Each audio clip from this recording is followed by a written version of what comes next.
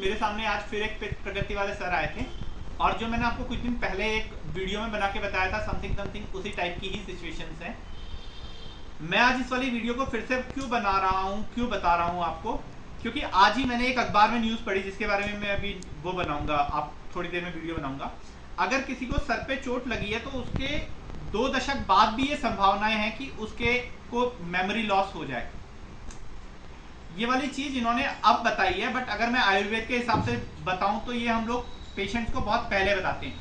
Even in सारी चीजों को अगर हम छोड़ भी दें, किसी चोट वगैरह को छोड़ भी दें, तो भी हमारे जितने भी शारीरिक या मानसिक आघात होते हैं जो कि हमारे नर्व्स को इफेक्ट करते हैं, वो सारे के सारे लेटर स्टेज में भी प्रॉब्लम कर सकते हैं अगर हम लोग उसको इग्नोर मारें। हम लोग को कई बार लगता है कि खाली अगर हमारा दर्द गायब हो गया तो हम लोग का जो सिचुएशंस हैं पेन की वो खत्म हो रही हैं, तो नाउ वी आर सेफ, या आदमी चल फिर रहा है तो now he is safe. But ऐसा हर बार नहीं होता। उसका लॉजिक ये है कि कोई भी चोट होती है वो अपने आप नहीं भरती, उसको भरने के लिए हमें एक अनुकूल एनवायरनमेंट देना पड़ता है, जबकि हमारे शरीर में ऑलरेडी ऐसे सिस्टम्स हैं जिनसे वो चोट जो है वो भर जाए या हम लोग हर चीज की क्षतिपूर्ति कर सके, ऐसा होता है।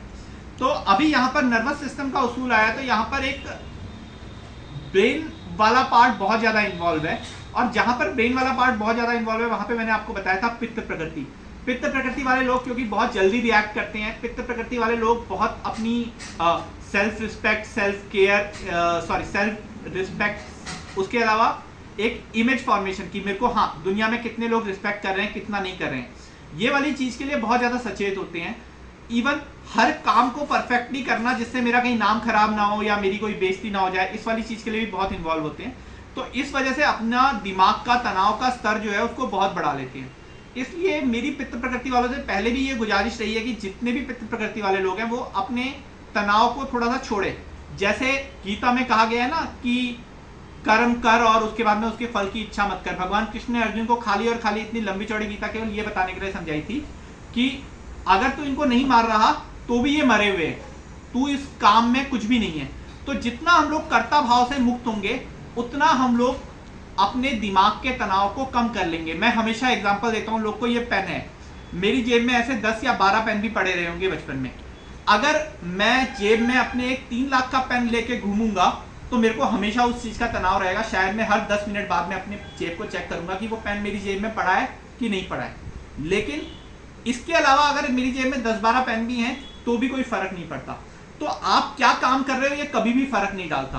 फर्क ये डालता है कि आप उस काम को कितना सर पर चढ़ा रहे हो, कितना इंपॉर्टेंस दे रहे हो, उसके बारे में दिन भर कितना सोच रहे हो, और इससे शायद थोड़ा बहुत परफेक्शन आपके काम में आ जाए, 10%, 5%। जैसे हम लोग महंगा पेन नहीं घुमाते, छोटा सस्ता पेन घुमा देते हैं, लेकिन उसका जो असर है वो हमारे दिमाग पे बहुत ज्यादा पड़ेगा। इसलिए पित्त प्रकृति वालों को थोड़ा सा ठंडा दिमाग रखना बहुत जरूरी है।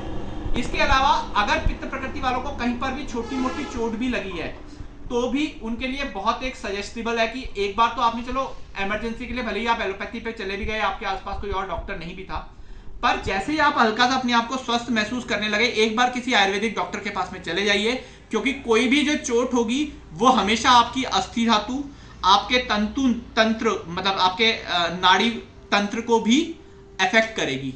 और अगर वो आपके नाड़ी तंत्र को, आपके अस्थि धातु को अफेक्ट कर रही है तो उनकी रिपेयरिंग जो है वो बहुत जरूरी है, वरना आज आप ठीक भी हो गए हैं 20 या 30 साल बाद में आपको वो दर्द फिर से उभर के आएगा, कभी कभी 40 या 50 साल बाद में भी उभर के आता है।